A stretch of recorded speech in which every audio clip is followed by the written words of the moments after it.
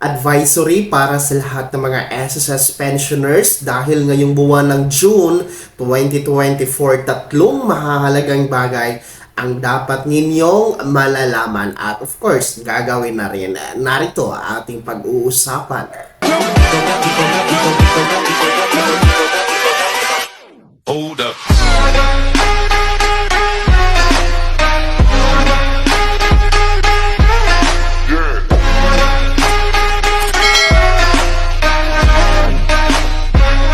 Hello mga ka-vlogs! Welcome dito sa aking YouTube channel. Magandang araw sa lahat ng mga SSS pensionado. Alam nyo ba mga ka-vlogs, itong ating mga SSS pensioners, dahil ngayong June, buwan tayo ng June 2024, meron pong tatlong mahahalagang mangyayari at dapat ninyo itong tututukan at gagawin mga ka-vlogs. And of course, meron tayong good news and meron din naman tayong task kung saan dapat ninyong gagawin mga ka-vlogs. Unang-una po, para sa mga batch 1 na may date of contingency na 1st to 15th day of the month, noong May 31 po ay na-advance po ang inyong buwan ng pensyon kay SSS ngayong buwan ng June.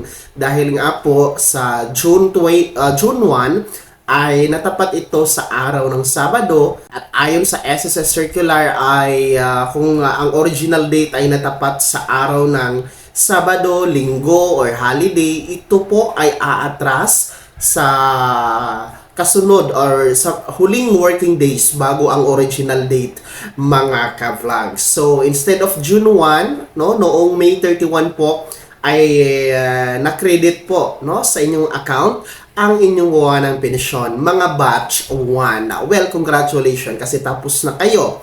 Pangalawa po, ay ito pong ating mga batch 2 na merong date of contingency na 16th to last day of the month. Kung saan po ang makikita nyo po sa inyong kalendaryo ngayong June 16 kasi June 16 po ang original date ng crediting schedule ng mga batch 2. Every month po yan. Pero kung babalikan po natin itong ating kalendaryo ng buwan ng June, the June 16 po ay natapat sa araw ng Linggo. Kaya naman po ay aatras ito sa pinaka-last na working days bago ang original date mga ka-vlogs. Kaya instead of June 16, magiging June 14 po ito mga ka-vlogs. Mas maaga kaysa mga batch 1, Dahil ang batch 1, isang araw lang yung inatras niya.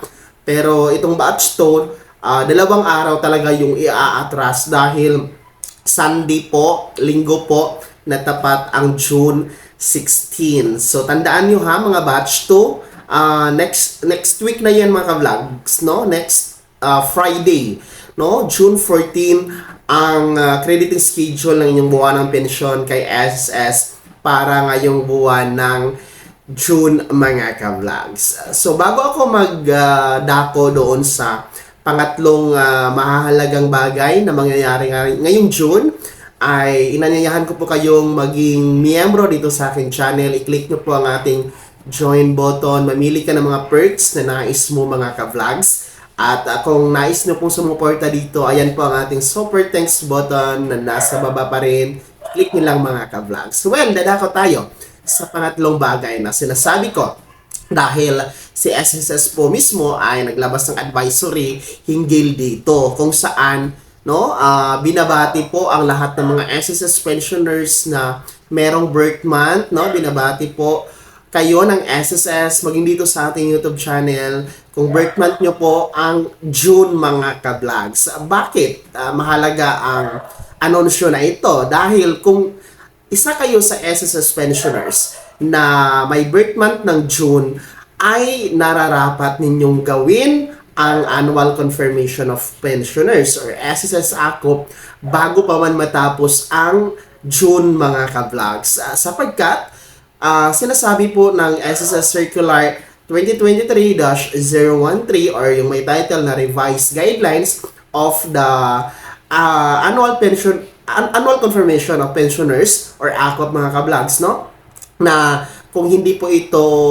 magagawa ng isang pensyonado, itong SSS AKOP, ay maaring maputol pansamantala, no, temporary, yung pagtanggap ng buwan ng pensyon. Kaya dapat talaga i-comply nyo ang SSS AKOP mga ka-vlogs, no? So, yung mga merong birth month ng June. So, take note lamang na ang nire-required nito ay hindi naman lahat, no? Though nire-required po lahat ng type of pensioners, gaya nitong retiree pensioners, total disability pensioners, the death or survivor pensioners, the dependent children under guardianship, no? Nire-required po yan sila na magpaako. Pero, nagbabase din po sa edad. Ang required lamang na edad ay 80 years old pataas. So, kung kayo po ay 80 years old pataas, no, na pensionado dito ka man sa Pilipinas or nasa ibang bansa, ay kailangan nyo ng magpaakop bago matapos ang buwan ng June, mga ka-vlogs. Sa mga below 80, yung mga 79 years old pababa, hindi po kayo kasali. Exempted po kayo, mga ka-vlogs. And paalala na din po, no, doon sa ating mga SSS pensionado na dalawa po ang pensyon, no? Halimbawa nito, retiree pensioner kayo, tapos death or survivor pensioner din po kayo. Basta kung dalawa po ang inyong pensyon, ay kailangan po ng dalawang AKOP reply form ang inyong isasubmit kay SSS. So, ang pagpapa-AKOP po, meron pong 4 na paraan. Unang-una, pwede po tayong mag-walk-in, pumunta sa pinakamalapit na SSS branch sa ating lugar, and doon po tayo magpaako. Pangalawa, pwede tayong mag-request ng home visitation, no? Para po sa mga hindi na nakakalakad or mga bedridden, mga matatanda na, kasi 80 years old pataas, di ba po? So, yung iba mahihina na. Hindi na kaya pumunta sa SSS branch. Kaya, pwede kayong mag-request ng home visitation. Mag-email lamang po kayo sa SSS para ma-confirm po yung schedule of date and time na bisitahin po ni SSS sa bahay mismo ng SSS pensioners or pensioner, mga ka-vlogs. Pangatlo, pwede din po kayong mag-file ng AKOP or mag-comply ng AKOP through video conference sa pamamagitan po ng Viber na app. So, mag-email pa rin po kayo kay SSS para ma-schedule ang date and time ng video conference gamit ang Viber na app. So, kailangan nyo mag-install ng Viber na app sa Play Store ng inyong cellphone, mga ka-vlogs, no? So, pwede po yung video conference, no? Actually, na-apply din po itong video conference kung busy po kayo or kung nasa malayong lugar kayo, nasa abroad, no? Hindi naman kailangan na umuwi talaga kayo dito sa Pilipinas para magpa-akop lang. Ang mahal-mahal ng pamasahe ng eroplano. So, pwede kayo mag-video conference na lang, mga ka-vlogs. Then, panghuli ay pwede po tayong mag-comply ng ating akop sa mga selected banks na inilabas po ni SSS, no? Ayon po sa SSS Circular, ay meron po mga piling bangko, no? Mga selected banks na andyan sa screen niyo na pwede kayong mag-comply dyan. Basta, kliyente kayo ng mga bangkong yan. Kung hindi kayo kliyente, hindi kayo pwedeng mag-comply ng akop dyan, mga ka-vlogs. Laging tatandaan na sa pagpapa-akop, ang ating requirements ay ang akop form, kung saan available po ito sa mga SSS branches. Wala po itong bayad. Wala po itong bayad sa mga gusto magpa-akop, mga ka-vlogs, no? And maaari nyo din itong i-download sa inyong cellphone and ipa-print, no? Doon sa makukuha nyo ito sa website ni SSS sa www.sss.gov.ph, no? Para sa mga online lamang mag-comply, pwede nyo itong i-download and i-print. And of course, kung online po ang pag-comply nyo ng AKOP, ay kailangan nyo pong magbili ng magazine na nakapetsa sa araw ng inyong pag-comply at kailangan nyo itong hawakan at magpa-picture. So, gaya po ng nasa screen niyo. And of course, the one valid ID, kung meron kayong SSS ID, SSS UMID, ayan, no?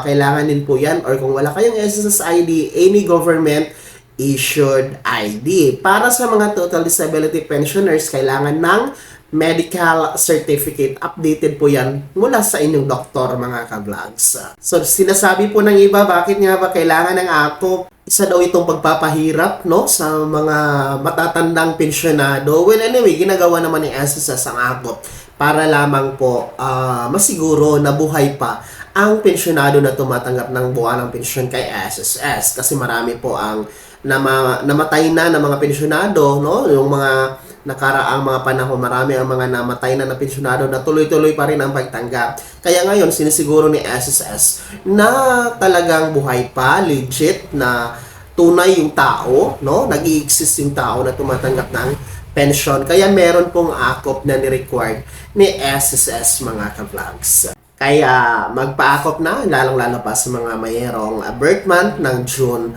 mga ka-vlogs. So ayun po ha, tatlong mga mahahalagang bagay na mangyayari ngayong June. Actually, nangyari na yung una kung saan na-advance po ang crediting schedule ng Batch 1 noong May 31 instead of June 1. And next week po, ang crediting schedule ng Batch 2 na June 16 ay magiging June 14. And of course, bago matapos ang buwan na ito, kailangan nang magpaakop ang lahat ng mga merong birth month ng June para tuloy-tuloy ang pagtanggap ng buwanang pensyon kay SSS. Sana ay naging gabay ang video na to kahit paano ay napaalalahanan tayo sa mga bagay-bagay na mayroong kinalaman sa pagiging miyembro sa SSS at pagiging pensyonado na rin po. Kung hindi ka pa nakasubscribe dito sa aking YouTube channel, ay maaari nyo nang i-click ang ating subscribe button na nasa baba. Huwag nyo kaligtaan na i-turn on ang notification bell, ilagay nyo sa all para updated ka sa lahat ng mga videos na i-upload ko. Maaari mo ding i-like ang video na to. Kung meron ka pang mga katanungan, ay maaari nyo i-komento sa comment section na nasa baba. At paki-follow na din po ang aking official Facebook page na nasa screen niyo. Muli po ako si Daniel Timpawa na nagsasabing dito sa aking YouTube channel, Pawang Katotohanan at lahat totoo lamang.